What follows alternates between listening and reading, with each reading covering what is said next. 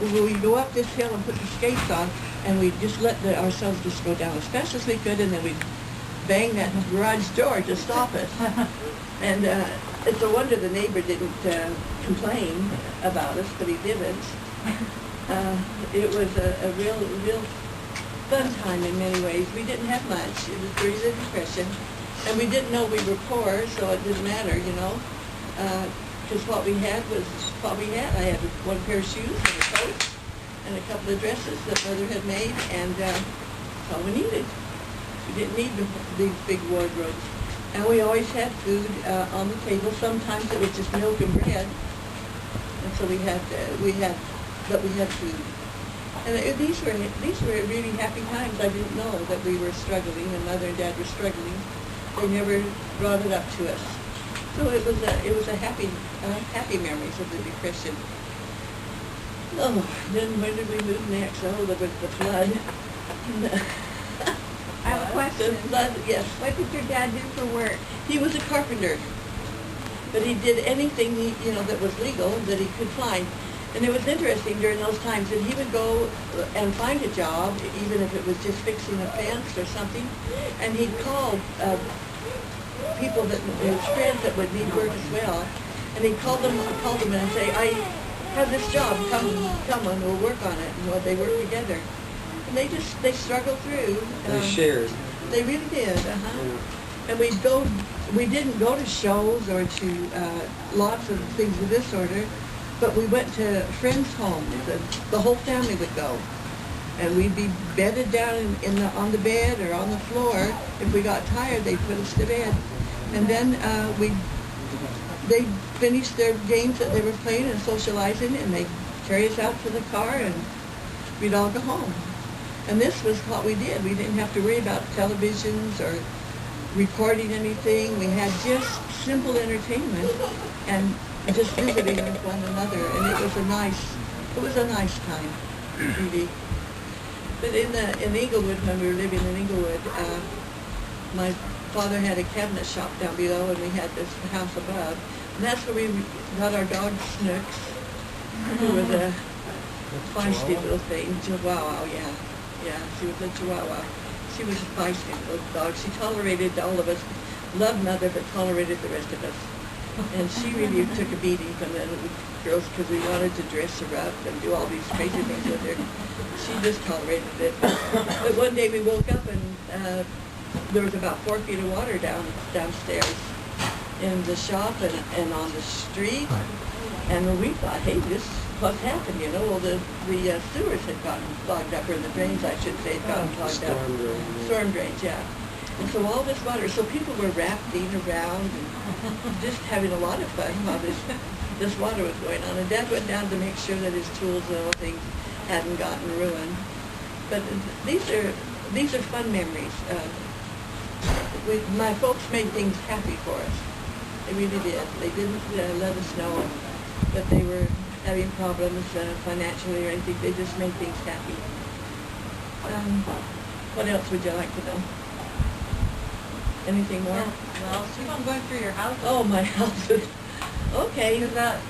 This is where, in Inglewood, is where I had the 3rd grade teacher that found me up on reading. Yeah, she did. We had this large group. She was the principal of the school, and she was teaching as well. And we went, I would go to school every day, and I would read really well for my mother and all, but I'd go to school and she'd take the bulk of the class. I'd say at least 3/4 of the class were in my reading group.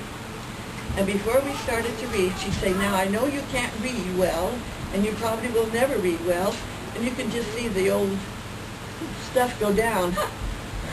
You know, and so I read. I couldn't read well in front of her. And so Mother finally went to the school and asked them to dismiss this principal. Well, she had tenure, and they wouldn't do it. So we left that school district and moved. So I went on, but it took me many, many years to overcome that teacher. She was just not the right kind of a person to teach young people. She didn't build them up. She tore us all down. And to this day, I don't like to read out loud. I read, in the mission field, my first mission, when I was in the mission home, we were reading Jesus the Christ in our study period in the morning. And I'd get up early and read everything that I knew we were going to read that day, so I would be able to pronounce all the words and be able to read it at a decent speed so I wouldn't be embarrassed.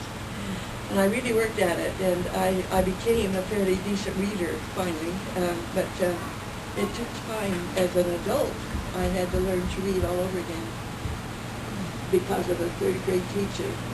But then I had a fifth grade teacher that when we moved to a different school district that really encouraged me to do other things besides scholastic things. She taught me how to arrange flowers. She taught me to be proud of the fact that I could sing. She would help star me in some things. And I remember one day she says, "You just wait. You're going to hear this voice many times." She says she's going to become famous. She's going to become an opera singer. Yeah, sure. But this is the kind of encouragement she gave me outwardly. And she'd take my flower arrangements and set them on the table down by the principal's office. I wasn't the only one she was encouraging, but I needed this. And she knew some of the needs, and so she was willing to go the extra mile. And her name was Mrs. Brown, and she really gave me a good boost, and it helped me along to overcome some of the doubts I had of my own self. After we lived we moved around to different homes there, but we stayed in the same school. So you were still in Inglewood? No, we moved into Los Angeles, in the east side of Los Angeles. And it wasn't as built up. You'd go out, where Lois went to school at Washington High. It was a brand new school, and it was just farmland still. So it was not built up like it should be. But this is where I was living when the war broke out. We were living down in Southern California. What do you remember about the war breaking out? What's your first memory of that? We were to the dedication of our building that day. And we came home from sacrament meeting, and our dad told us that we'd gone to war with Japan. And it was sort of a shock, it was a major shock. And Lois and Bonnie had just been married 6 months. He was in the service. He was drafted into the service before the war broke out. And so we thought, oh boy, he's in danger of being shipped over immediately. Well, I told you about this, his group of soldiers, platoon or whatever you call them, was sent down to Piura, just outside of Piura in Peru, to guard the oil wells and the land there. And he spent at least 2 years down there, and then came back and was at Fort Ord for the rest of the time until the war was over.